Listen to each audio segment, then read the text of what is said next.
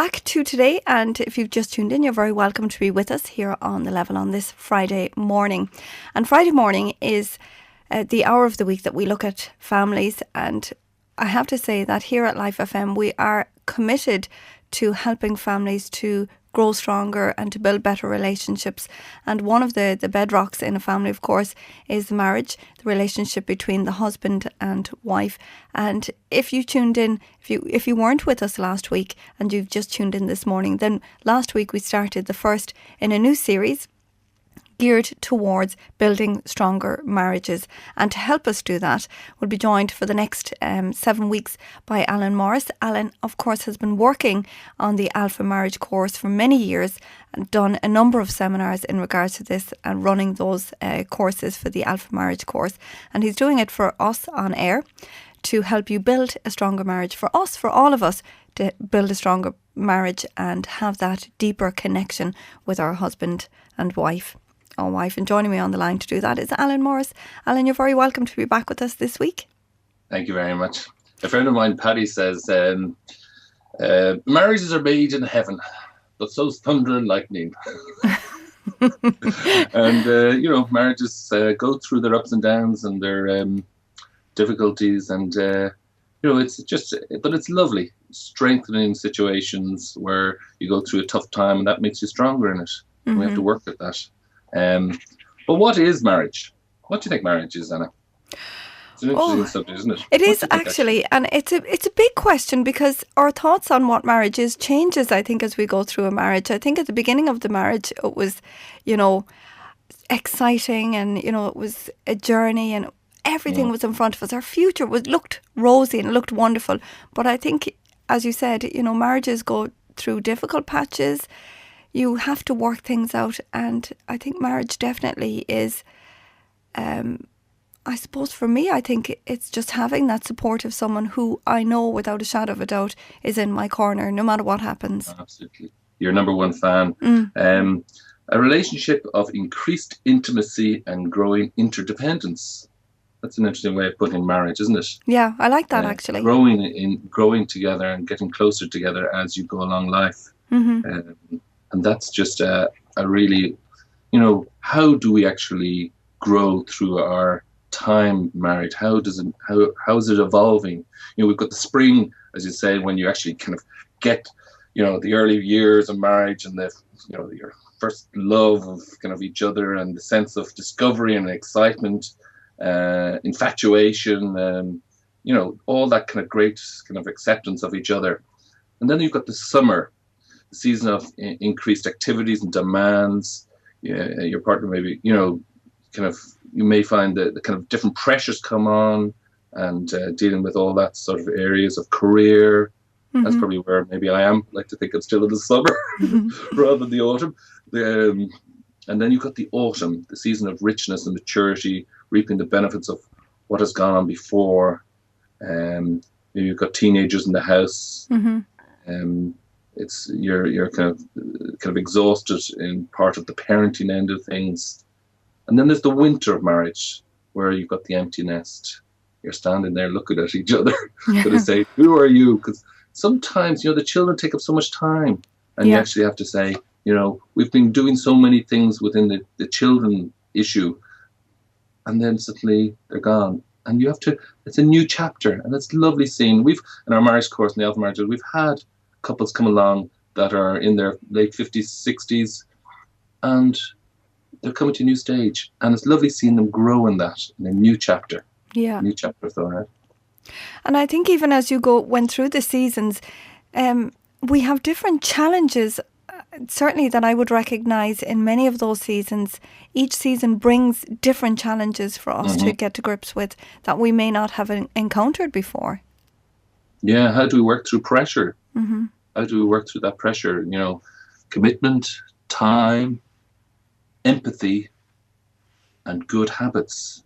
I often say, how do you spell love? It's Time. Mm-hmm. Love, you give time to what you love. But with that time and marriage time, you have to plan it. A lot of people, they plan a lot of things. They put a lot of things in their diary. They put all their activities in their diary. But do they actually put marriage time in it? And sometimes, if you've got really busy lives, you have to plan and put it in the diary and say, this Thursday at 4 o'clock, you and me are going to have our marriage time together. So we have to plan it and prioritize that time. And then the other thing is we have to protect it. We have to protect that time.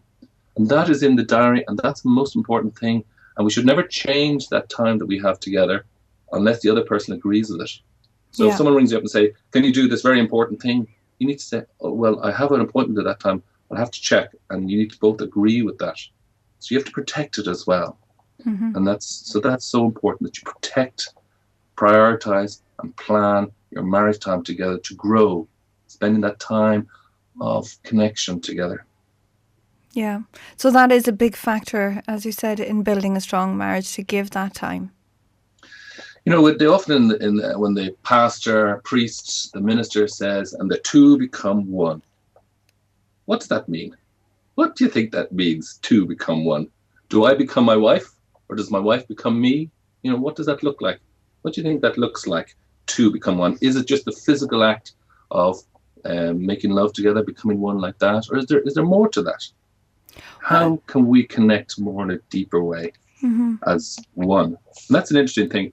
I was on a course, and it was a really interesting course, and I talked about going over the bridge into the other person's world. Well, what does that mean? What does that mean? It put me out of my comfort zone. How do I do? In Star Trek when one of those people when they mind melt, you know what I mean, and they become each other's. They understand each other. How can we, as a couple, understand each other in a deeper way? So we did this interesting thing where one person, you sit opposite each other. If people want to try this, you sit opposite each other about 18 inches apart. You hold hands, and one person invites the other person into their world. So when you do this, the person who's been invited over, right, has to leave all their own baggage back over the bridge, and they're just coming over to listen to the other person and where they're at. Not to fix them, not to sort them out, not to have any of their own issues about the situation, but just to listen and connect in a different way.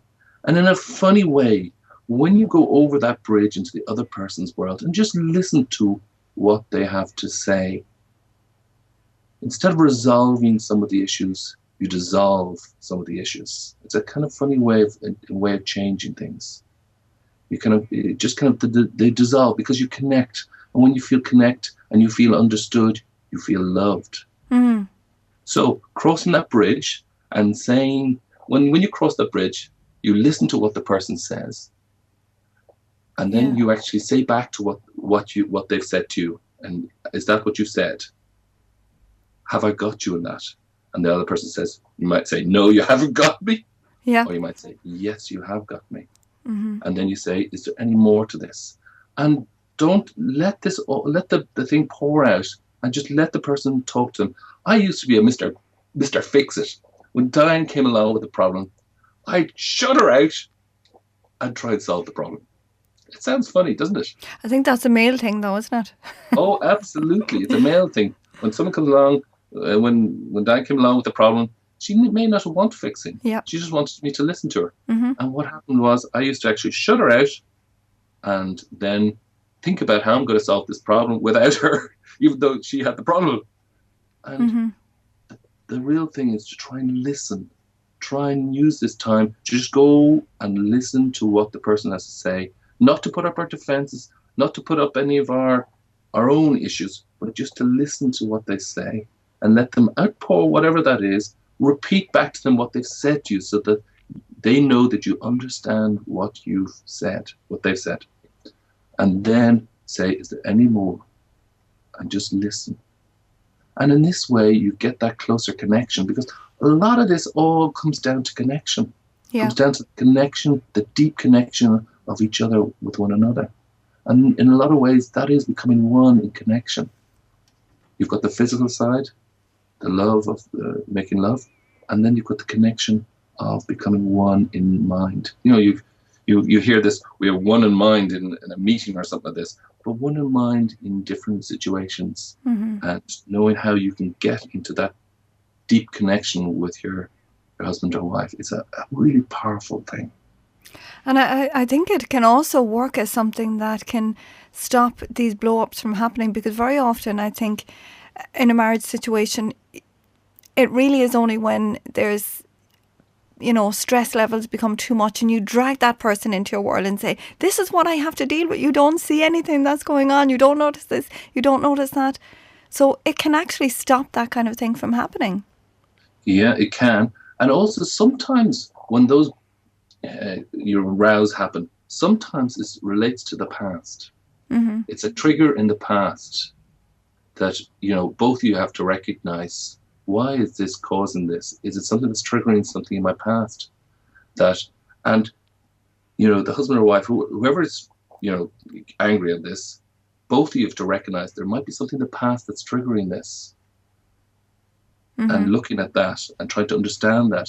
Like, when we go through highly pressurized situations, is it something that in the past that it actually happened that it brings us back to that subconsciously? Yeah. If you look at that. Alan, what stops us from sitting down and connecting in this way? Why don't we put the priority of this into our marriage? What stops us from doing that? Is it because we feel so vulnerable as individuals? Well, vulnerability is a birthplace for a lot of things. It's a birthplace for joy, and sometimes we are afraid to drop our guard down, and sometimes in our past we have hurts where we've put up walls, defense mechanisms, and how we break those down and how we lower them, it is hard.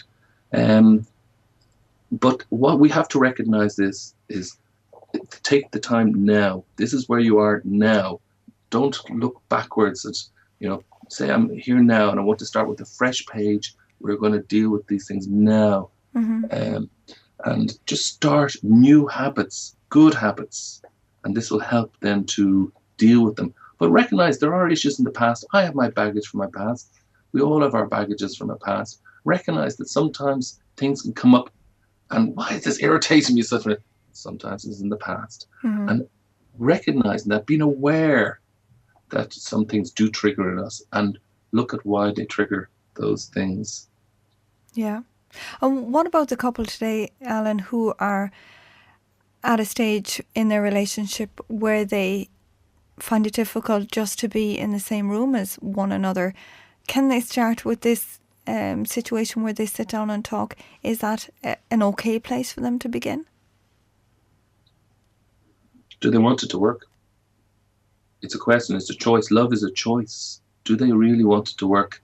They have to want something. They have to, when they, do they want it to work? It is tough, and there's hurts, and how you unpack those hurts and break down those barriers to reconnect in a deep way starts with saying, I do want this to work.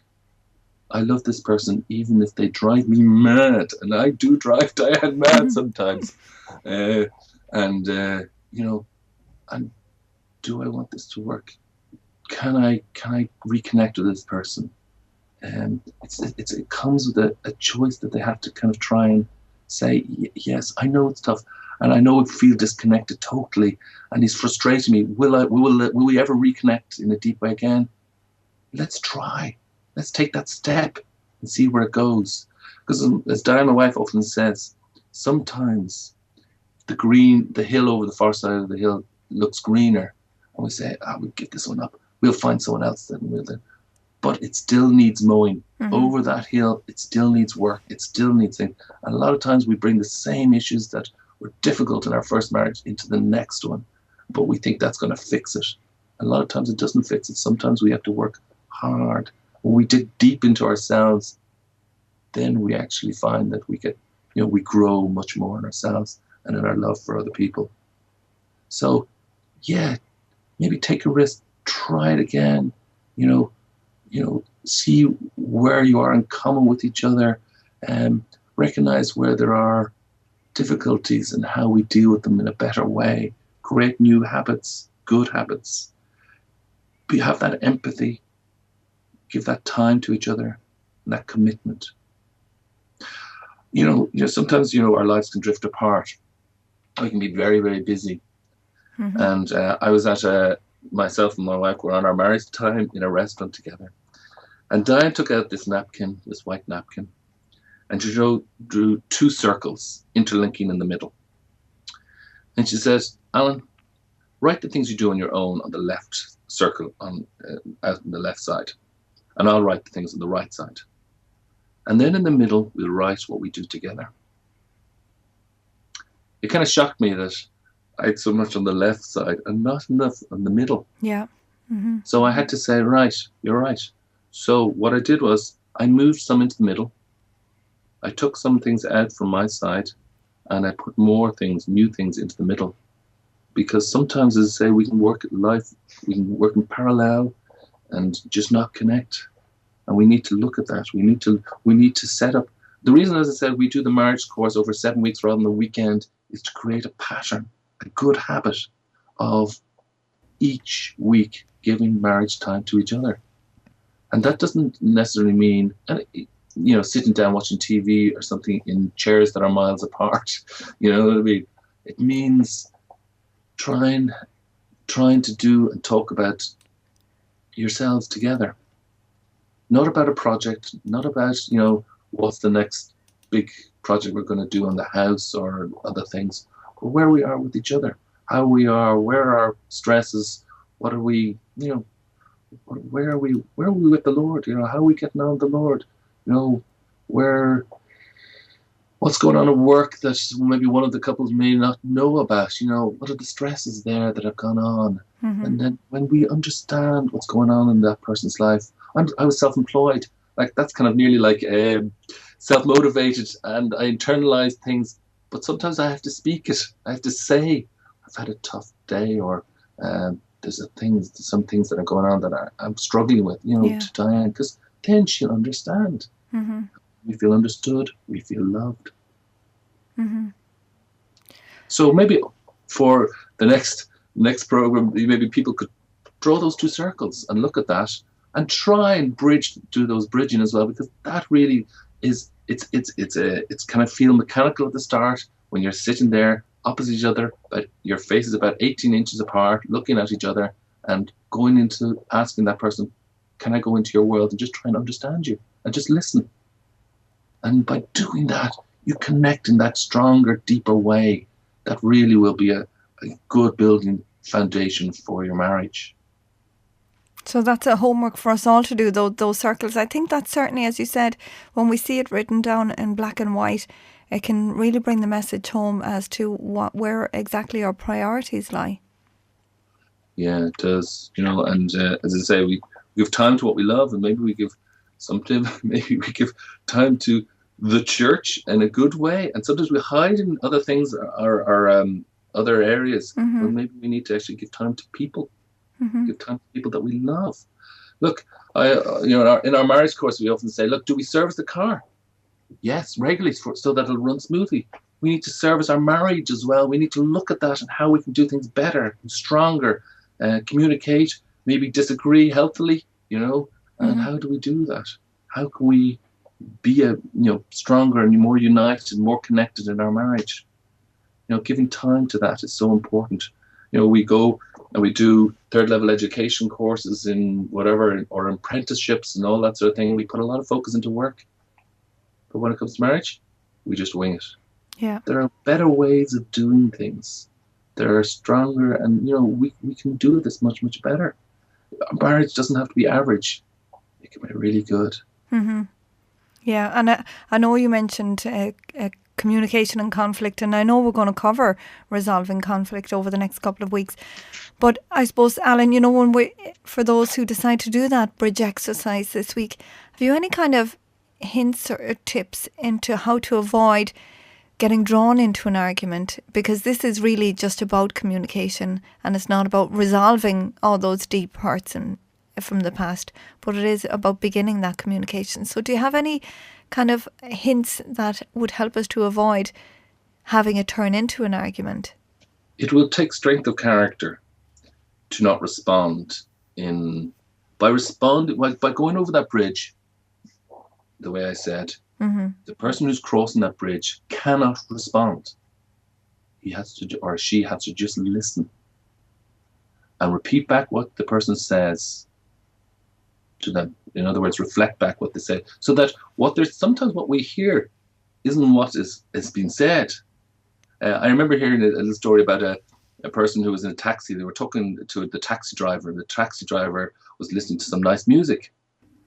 And the person said, "Oh, that's lovely music. Are you listening to it?" And he said, "No, I'm not. I'm not listening to it. I'm hearing it because I'm busy with lots of things going on. I'm dealing with the customers coming to the car, so I'm hearing it. I'm not listening." But the taxi driver says, "When I go home and sit down, I listen to my music." He had a passion for music. Yeah. And sometimes we can hear things, but we're not listening. So just kind of listen to what the person said. And it takes strength not to react. And the thing about it is, try and bring the emotion level down for this first exercise, right? Yeah. Take a situation that is very small, that is in the emotional level is down at 2. Okay? Yeah. So take something that is really, really not too, it's not your biggest problem. Take a small problem and start with this first. So you never put the bins out, or something like this, to try and do something small that isn't your probably most major conflict, because this takes time to get into this. It'll feel mechanical at the start, but when you go over, and remember, you can't bring anything of yourself over there. You can't bring your attitude. You can't bring all these things that you want to say about this situation over that bridge. Mm-hmm. You're not going over there as yourself. You're going over into that world. You're looking out as if you are the other person. Yeah. You're trying to understand them. You're trying just to kind of be there, not influence the thing, not fix it, just to be there. And then to reflect, in other words, say back what the person has said to you. Have I got you? Use these words. Have I got you? Have I got what you said? And then when the person says yes or no, if it says yes, then you say, is there any more? Mm-hmm.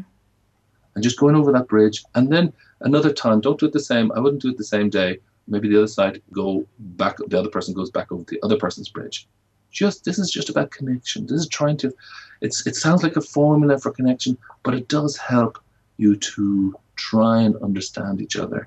Try and dissolve rather than resolve the conflicts that are going on in your lives. Yeah. In a funny way, it does dissolve them. And I think it's important as well, Alan, maybe for the person who, say, for example, the wife, if the husband is coming over into her world, to be honest, because I know I spoke to a wonderful lady recently, and she said to me, I want my husband to think that I'm great, that I can do all these things, that I can manage everything, but sometimes I can't. But I don't want to tell him, because I want him to think very highly of me, as in maybe part of her personality was being somebody who wants to please people. But sometimes we do have to be vulnerable and say, well, actually, I'm not very good with this. I'm not handling this very well.